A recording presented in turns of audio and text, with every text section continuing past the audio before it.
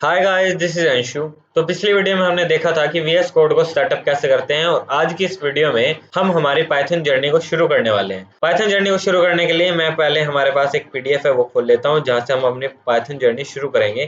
तो सबसे पहले हमारे पास आता है पाइथन के कीवर्ड्स। कीवर्ड्स क्या होते हैं? कीवर्ड्स कुछ रिजर्व वर्ड होते हैं जिनमें कुछ स्पेसिफिक मीनिंग होता है और वो कुछ स्पेसिफिक जगह यूज किए जाते हैं। इसके बारे में हम आगे डिटेल में वीएस कोड में बात करेंगे। अभी के लिए सिर्फ इतना जान लो, पाइथन कीवर्ड्स कुछ रिजर्व वर्ड होते हैं जो एक स्पेसिफिक जगह यूज किए जाते हैं। कौन कौन से कीवर्ड्स हमारे पास पाइथन में? पाइथन में हमारे पास ये सारे कीवर्ड्स हैं: false, class, finally, is, return, none, continue, for and so on. ये जितने भी कीवर्ड्स हैं ये सारे केस सेंसिटिव हैं। हमारी पाइथन लैंग्वेज भी केस सेंसिटिव लैंग्वेज है, मतलब यहाँ पे कैपिटल लेटर और स्मॉल लेटर दोनों अलग अलग होंगे। जैसे मैं लिख रहा हूँ कैपिटल एप्पल और लिख रहा हूँ स्मॉल एप्पल, तो कैपिटल एप्पल का मतलब कुछ और होगा और स्मॉल एप्पल का मतलब कुछ और होगा। सेकंड चीज पे मूव ऑन करते हैं। सेकंड चीज है हमारे पास आइडेंटिफायर। आप कहीं रास्ते पे जा रहे हो, आपको पीछे से कोई आवाज दे रहा है आपके नाम से, तो आप एक बार पीछे मुड़ के देखोगे। ऐसे ही ये है हमारे पास आइडेंटिफायर जो किसी भी चीज को आइडेंटिफाई करते हैं।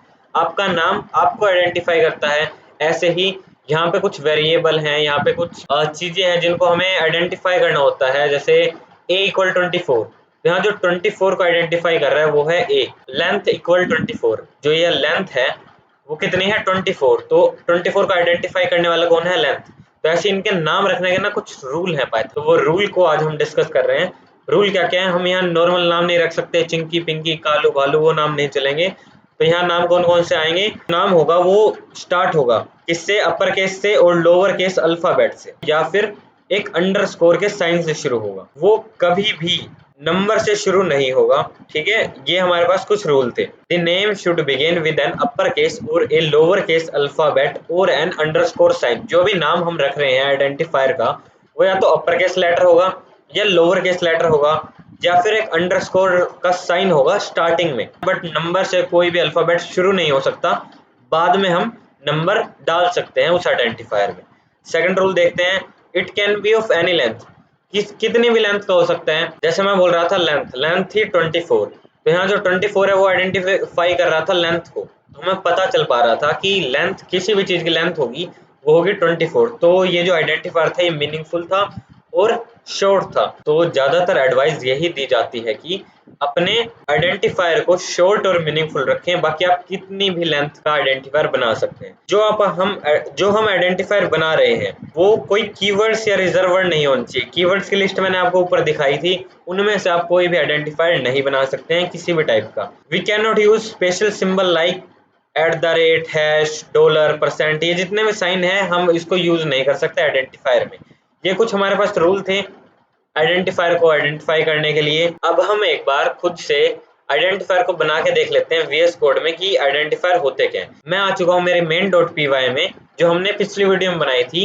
अब मैं यहाँ पे हमारा नया प्रोग्राम बना लेता हूँ जिससे हमें अच्छी तरह क्लियर हो जाएगा कि आइडेंटिफायर होते क्या है। हम यहाँ पे एरिया ऑफ रेक्टेंगल का प्रोग्राम बना लेते हैं। एरिया ऑफ रेक्टेंगल का प्रोग्राम बनाने के लिए हमें 3 चीजों की जरूरत पड़ेगी। पहला लेंथ, दूसरा ब्रेथ और तीसरा एरिया।